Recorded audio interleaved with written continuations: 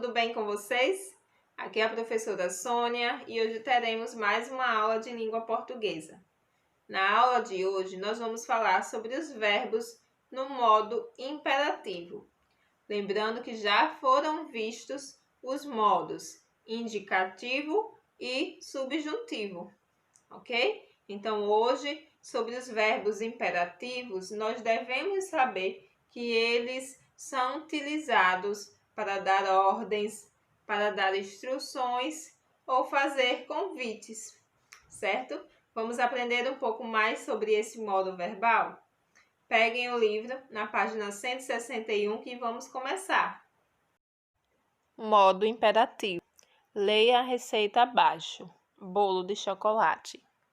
Ingredientes: bolo, 1 colher de sopa de fermento em pó, meia colher de chá de baunilha, 1 colher e meia de chá de farinha de trigo, meia xícara de chá de chocolate, 3/4 de xícara de chá de café com leite, 2 xícaras de chá de açúcar, 4 ovos.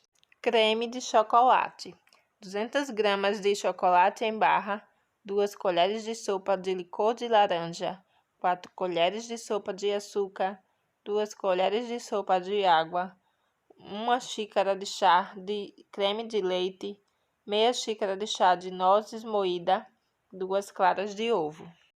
Modo de preparo: bolo. Bata as gemas com açúcar até obter uma gemada clara. Misture a farinha, o chocolate, o fermento em pó, a baunilha e o café com leite. Bata até levantar bolhas na massa. Junte por fim, delicadamente, as claras em neve firme, misturando com uma colher em movimentos de baixo para cima. Leve ao forno médio durante 50 minutos. Espete um palito na massa. Se sair limpo, o bolo está assado. Caso contrário, deixe mais um pouco. Espere esfriar e vire sobre um prato de vidro. Cubra com creme de chocolate. Creme de chocolate. Dissolva o chocolate em banho-maria com água e o licor. Bata as claras em neve firme.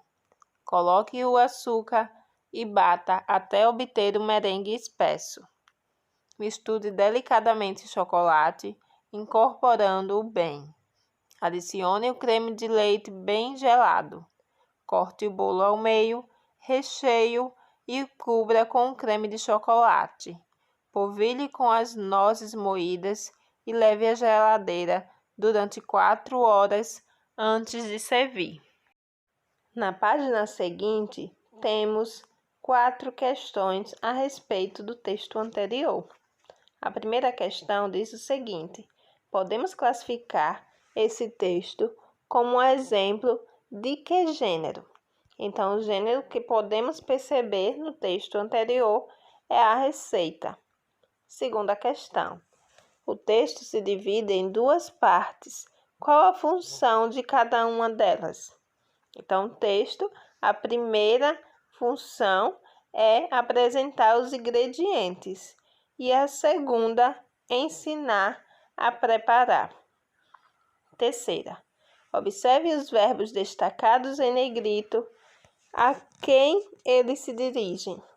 Eles se dirigem ao leitor, né? Que está lendo a receita. E por último, ele tem o que esses verbos expressam. Então, eles expressam ordens e orientações. Diariamente, damos e recebemos ordens e orientações para fazer algo. O modo verbal que utilizamos para expressar ações é o imperativo. Além de ordens e orientações, utilizamos o modo imperativo para expressar conselhos, pedidos e convites. No entanto, essas ações verbais só podem ficar claras dentro de um contexto comunicativo, que consideram, entre outros elementos, os papéis sociais dos interlocutores, o ambiente em que se encontram e a entonação com que os enunciados são proferidos. Por exemplo, se uma mãe surpreende o seu filho pequeno saindo para a rua movimentada e gritar: "Venha para cá!", sua fala será entendida pelo menino como uma ordem. Já em outra situação, se o menino estiver com dificuldade para dormir, ela poderá convidá-lo com uma voz suave para dormir em seu quarto. "Venha para cá". Neste caso, o enunciado seria compreendido não como uma ordem, mas como um convite.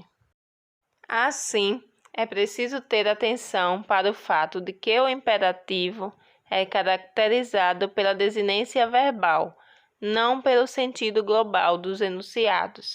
Devido à grande riqueza expressiva de nossa língua, é possível expressarmos ordens, pedidos, conselhos e etc., de formas diferentes, inclusive por meio de outros modos e tempos verbais. Por exemplo, proferida em tom de ameaça, uma pergunta pode ser também uma ordem. "Você não vem?" Uma declaração pode ser uma ordem. "Você vai estudar agora?" Uma declaração pode ser uma pergunta. "Gostaria de saber o horário da prova?" Além disso, podemos dar ordem por meio de simples interjeições, como psiu, para fazer silêncio. A formação do imperativo. A ação verbal expressa no modo imperativo pode ser afirmativa ou negativa.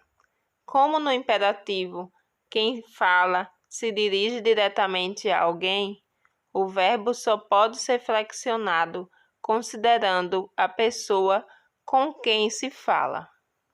A segunda pessoa do singular tu e do plural vós. A terceira pessoa do singular e do plural, quando a pessoa com quem se fala é tratada por meio de um pronome: senhor, você. A primeira pessoa do plural, nós, indicando que quem fala também cumprirá a ordem, a orientação, o pedido, etc., expresso pelo verbo.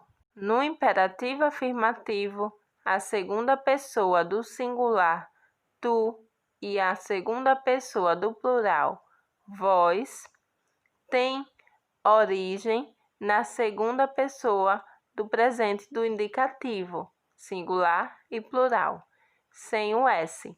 Já as outras formas do imperativo afirmativo correspondem às formas do presente do subjuntivo. No imperativo negativo, as formas verbais correspondentes a todas as pessoas são as mesmas do presente do subjuntivo. No quadro abaixo, observe a conjugação do verbo tentar no modo imperativo. Abaixo, vocês podem perceber que temos uma atividade.